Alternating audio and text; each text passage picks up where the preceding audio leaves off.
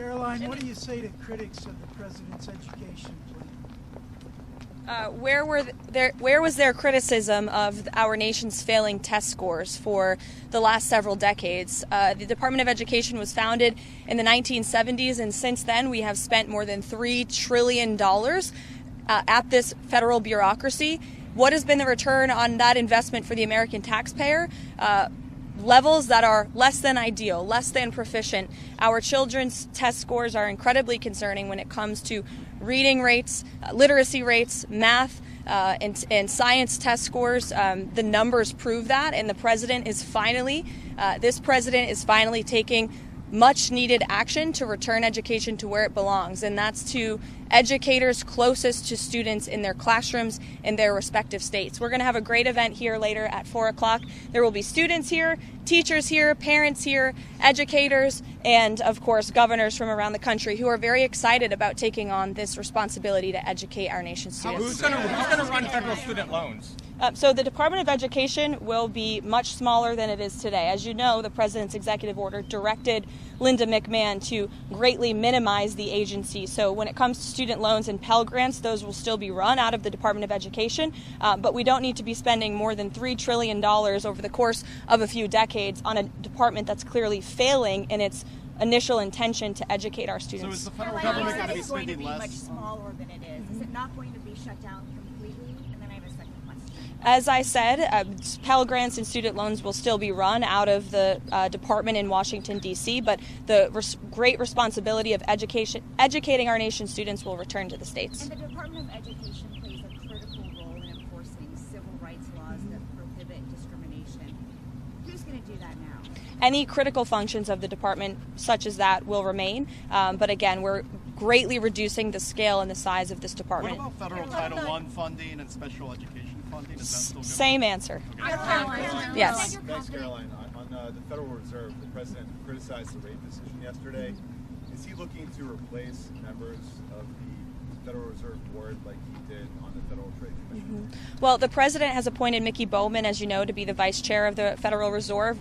We're incredibly optimistic about her. She's on the ball, as the president says, and knows how to get things done. The president has every right to criticize the decision, and he's made it very clear that he believes in lower interest rates are going to help this country boom, and this administration is working on lowering the rate of inflation caused by the previous administration every day. Inflation is cooling. The numbers indicate that, and the president strongly believes in low interest rates, and I think the American public do too. Caroline, on the deportation flights, Caroline, you've said that you're confident that you've complied with the judge's order. We are. If that's the case, then why not turn over the information about the flights? We are 100% confident that we've complied, and as I said from the podium and will continue to say, all of the flights that were subject to the written order of the judge took off before the written order was pushed in the courtroom, and the president is well within his Article 2 power and his authority under the Alien Enemies Act to make these decisions, and we think it's egregious that a single district judge is trying to tell the president of the United States who he can and cannot deport from our soil, especially when it comes to designated foreign terrorists. What about the Senate turning over that information? Jeff, go ahead. The administration is getting some attention this week for a memo that was released, I think, a couple weeks ago, taking segregation out of the criteria for federal contracting. Can you explain what that memo was supposed to do? And if you're looking to, I presume you're not looking for segregation to come back, but can you explain what the reason for the memo was? Did the memo come from the White House, or was it from an agency? It was from the administration. I think it was OPM. Okay, I would defer you to whichever agency wrote that memo. I haven't seen it, so I can't speak to it. Caroline. Go ahead, Reagan. Thanks, Caroline. This executive order dismantles the department. To abolish it completely requires Congress to act. Is the administration asking Congress to codify Trump's executive order to abolish the department? I'll leave it to the president to speak on that later. 4 o'clock. Sure. Anything is the president doing about Gaza? Is he trying to get the ceasefire back in play? What's his plan? Well, the president made it very clear to Hamas that if they did not release all of the hostages, there would be all hell to pay. And unfortunately, Hamas chose to play games in the media with lives. This situation, let's not forget, is completely the fault of Hamas when they launched that brutal attack on Israel on October 7th.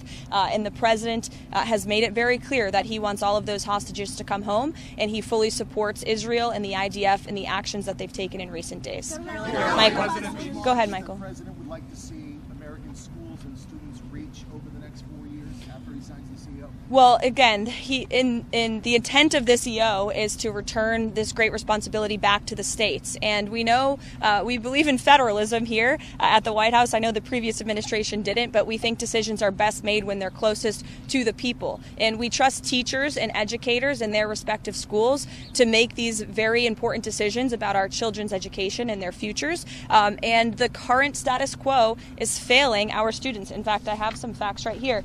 13-year-olds' mathematics scores are the lowest they have been in decades. 13-year-olds' reading scores are the lowest since testing began over 30 years ago. Low-performing students are falling further behind. One city, Baltimore, Maryland, in 2023, high schools had 0 students who tested proficient in mathematics. As a mother myself, I know I share the concern of many parents across the country. We want our children to be bright and smart and ahead of the game. This is also, I would say, a national security issue. When you look at how students around the world, particularly in China, are being educated, American students are falling behind. We're not keeping up with our allies or our adversaries, and that's a major problem for our country. And the president is fixing it today.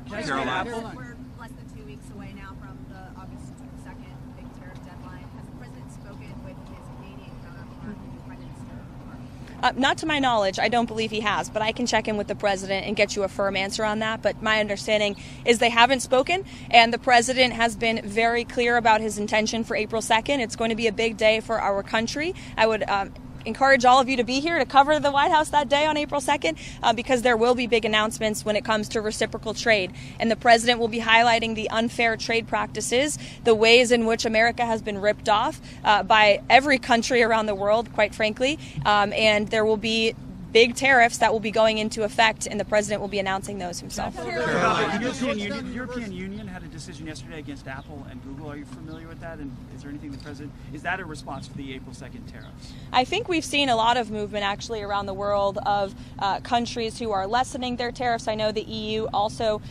paused their alleged tariff on whiskey. And so I think you're seeing countries are taking the president seriously. They understand that he is going to do what's right for American workers and families. And so the president and his team are in constant communication with our EU counterparts, but also our counterparts around the world. You listed off some of the failures over the last 30 years from the Department of Education. So for critics, what has been the ROI on $3 trillion going to a failing education system? It's a great question. Nothing. And that's exactly why the president is signing the order later today.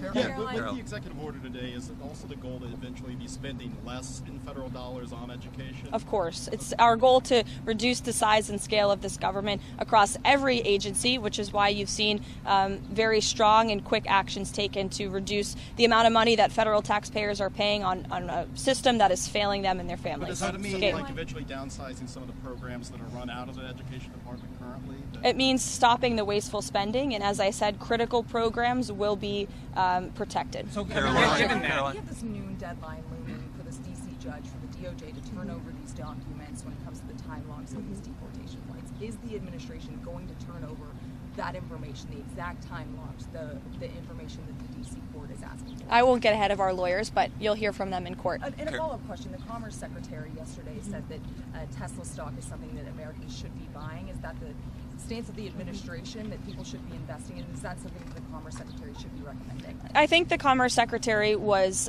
reiterating that the president supports an American-made company like Tesla, who produces a very good product for the American people, which was beloved by the American people, particularly Democrats, until Elon Musk decided to vote for Donald Trump. And now we've seen despicable and unacceptable violence taking place across our country at Tesla dealerships against workers, employees, and also innocent Americans who drive these vehicles. It's actually a scary time in our country because of this political violence from the left, and the White House and the president's entire administration condemn it wholeheartedly. Karoline, we'll see you guys at 4 o'clock. Thank you.